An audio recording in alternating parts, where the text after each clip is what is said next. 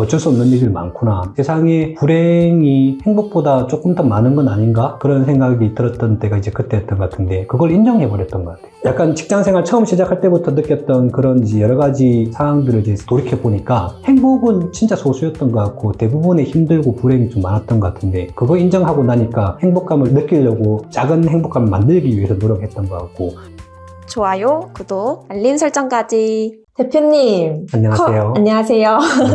커뮤니티에 그 댓글 올라오신 거 보셨나요? 네, 봤어요. 그 내용이 조던 피터슨의 12가지 인생의 법칙과 관련해서 올려주셨는데요. 네. 그걸 보시고 구독자분께서 질문을 주셨습니다. 그 6번째 법칙이랑 관련된 내용인데요. 6번째 법칙이 바로 집에 돌아올 때는 기분을 좋게 하라 였습니다. 구독자님께서는 직장에서 화났던 감정이나 사건을 퇴근 후에는 털어버리고 귀가해야 하는데 집까지 가져오시는 분들이 꽤 있다. 어떻게 부정적인 감정을 털어버리고 귀가할 수 있냐? 이런 관련된 질문이었습니다. 대표님도 이런 경험을 하시지 않으셨나요? 저도 많이 고통받고 여기까지 왔기 때문에 경험들이 아주 많죠. 근데 지금 이 문제들은 기본적으로 회사의 일이 오늘 끝나지 않고 내일까지 연결되고 뭐 다음 주까지 연결되고 뭐 한 달 뒤까지 연결되고 그런 건들이 눈에 보이기 때문에 계속 걱정을 하면서 집에 오게 되는 경우인데 모든 직장인들이 다 이럴 것 같아요. 저 같은 경우도 일 때문에 요거도 먹고 집에 가서 상심해가지고 그랬던 적이 있고 정치에 휘말려가지고 그것 때문에 난 이제 어떻게 되는 건가 이런 고민하면서 시간을 보냈던 적도 있는 것 같고 또 정말 미운 사람들이 생기있을 때 보통 관리자분들이 밉잖아요. 막 복싱 도장도 다니고 그랬어. 거기 이제 샌드백을 보고 그 사람 얼굴을 생각하면서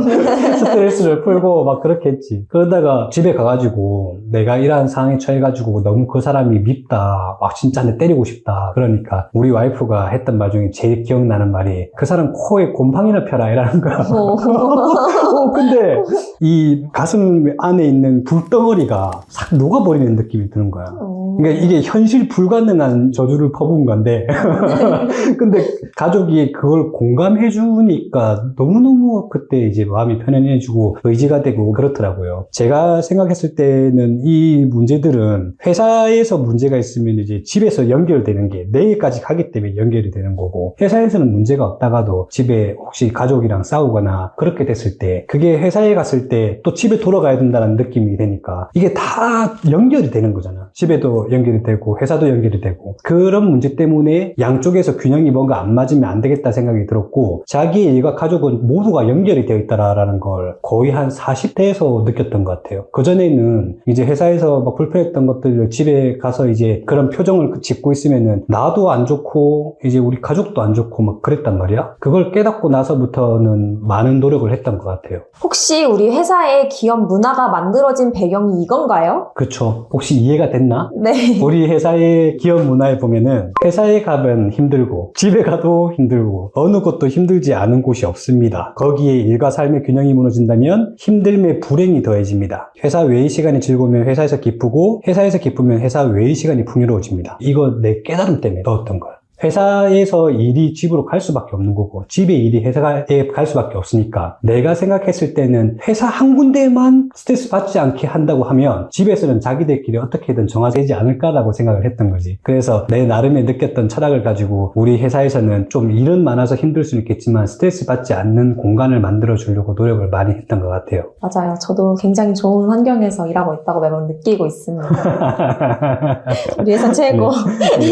네. 대표님 그러면 그럴 때는 어떻게 조절을 하셨었나요? 일단 멈추기라는 게 있어요. 이게 운동하다가 힘들면 멈추잖아요. 우리 마음도 힘들면 멈춰야 된다라고 생각을 하거든요. 저 같은 경우에는 운전하면서 집에 들어갈 때도 계속 그걸 가지고 있단 말이야. 근데 주차를 딱 하고 나서 내리질 않아. 지금 내가 있는 곳은 집이다. 내가 지금 들어가는 곳은 집이다. 이런 마음을 일단 염두에 두고 있어야 되는 거고 그 다음에 복귀하기. 오늘 내가 있었던 일이 내일에는 어떻게 될지를 집에 들어가서 고민하지 말고 그냥 짧게 그 멈춘 자리에서 복귀를 해보는 거야. 이렇게 나를 이제 짜증나게 했던 그 감정이나 슬프게 했던 그 감정들이 어떻게 발생하게 됐던 건지 이게 앞으로 흐른다고 했을 때 어떻게 흘러갈 수 있을지 그거를 이제 짧게 복귀를 하고 집에 들어갈 때는 여기 공간이 이제 다른 세계에 갔다라는 느낌으로 우리 가족한테 불편 주면 안 되니까 이제 그런 식으로 멈추고 복귀하고 또 했던 것 같고, 그 다음에 제가 좀 잘하는 거라고 생각이 드는 것 같은데, 저는 이제 담배와 콜라 이 두 가지에 대한 보상 심리가 있거든요. 누구든지 그런 게 있을 거야. 쇼핑 그걸로 이제 보상하는 분들도 있었던 것 같고, 저 같은 경우에는 그렇게 좀 짜증이 나고 약간 가슴이 답답해지고 할 때 이제 담배를 피러 가는 것들 너무 습관적이니까, 제가 콜라를 많이 먹으면 안 된다는 걸 아는데 콜라를 진짜 좋아하거든요. 예전에는 젊을 때 진짜 많이 먹었는데 요즘에는 건강 때문에 안 먹으려고 한단 말이야. 근데 그런 상황이 온다? 그러면 콜라를 딱 사. 콜라는 그 페트병에 있는 콜라가 아니라 이제 그 캔에 들어간 콜라가 탄산이 또 탁 쏘거든요. 그런 식으로 내가 좋아하는 물품들이 하나가 있어요. 그런 걸로 이제 좀 해소를 하고, 가끔씩 그 종류가 바뀔 수도 있어. 어떨 때는 편의점에서 이제 하이볼 같은 종류가 엄청 많이 있는데, 거기에 뭐 버번 하이볼이라고 해서 먹으니까 뭔가 기분이 좀 싹 가라앉는 그런 느낌이 있는 게 있는 거야. 그러면 내 감정이 약간 스트레스의 극치가 다 올라오지 않았는데 굳이 그걸 뭐 이 상태로 놔둘 필요는 없으니까 그걸 한 잔 먹고 조금 내린 상태에서 집에 간다든지 그런 식으로 좀 정리를 많이 했던 것 같아요. 그리고 좀 심각하게 타격을 입은 경우, 그런 경우도 있었는데, 전 회사에서 멘탈이 좀 힘든 상황이 있었는데 그때 와이프한테 저는 양해를 구하고 잠깐 좀 쉬고 올게라고 하면서 무작정 떠난 적이 있었어. 금요일 날 오후를 이용을 해가지고 퇴근하고 오후에 서울에서 강원도에 갔다가 포항에 갔다가 전라도에 갔다가 그 집에 올라왔어. 그게 이제 어떤 의미였냐면 혼자 있는 시간을 만들었던 것 같아. 긴 시간 우리나라를 한 바퀴 돌면서 뭔가 엄청 많은 되돌림 그런 걸 했던 것 같아. 그러면서 내 내공이 조금씩 높아졌다라는 그런 느낌? 어쩔 수 없는 일들이 많구나. 세상에 불행이 행복보다 조금 더 많은 건 아닌가? 그런 생각이 들었던 때가 이제 그때였던 것 같은데, 그걸 인정해버렸던 것 같아. 약간 직장생활 처음 시작할 때부터 느꼈던 그런 이제 여러 가지 상황들을 이제 돌이켜보니까 행복은 진짜 소수였던 것 같고 대부분의 힘들고 불행이 좀 많았던 것 같은데, 그거 인정하고 나니까 행복감을 느끼려고 작은 행복감을 만들기 위해서 노력했던 것 같고, 그러다 보니까 이제 지금 같은 경우에는 그런 분위기가 온다? 그냥 방탄으로 탕탕 튕구는 거지, 이렇게.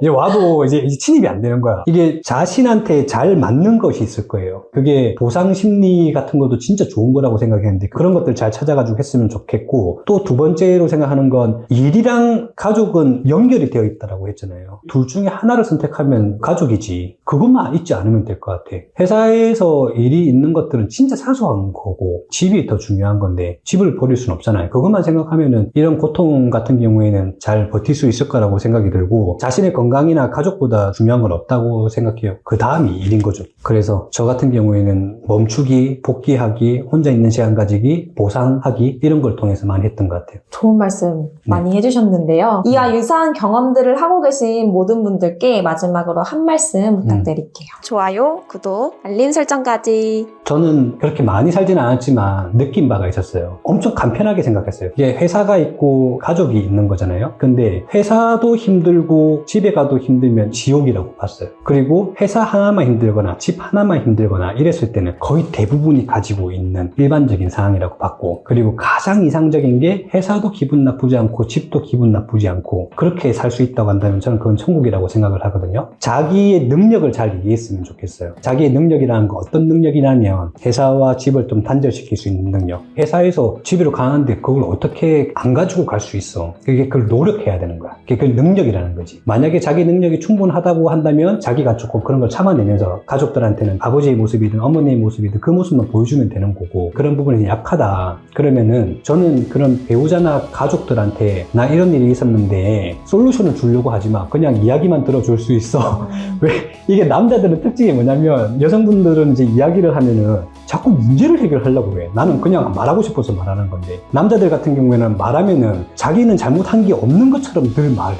핑계를 대거나 그런 걸 아예 하지 말고 그냥 내가 있었던 일에 대한 상황에 대해서만 이야기하고 싶은데 들어줄 수 있냐, 그것만으로도 조금 풀리니까 힘들면 도움을 구하는 건 나쁘지 않겠다. 저 같은 경우는 이제 많이 힘들었을 때 와이프한테 집을 떠나 있는 거로 양해를 구한 거잖아요. 그런 것처럼 도움을 구하면은 점차 회사도 집에서도 행복을 느낄 수 있는 천국에서 살 수 있지 않을까, 그런 생각이 듭니다. 여러분들, 우리 직장인분들 힘내시고요. 다음에 또 구독자분들 질문 올려주시면은 저희 경험에 대한 답변을 드릴 수 있도록 하겠습니다. 감사합니다. 다음에 또 봐요. 안녕.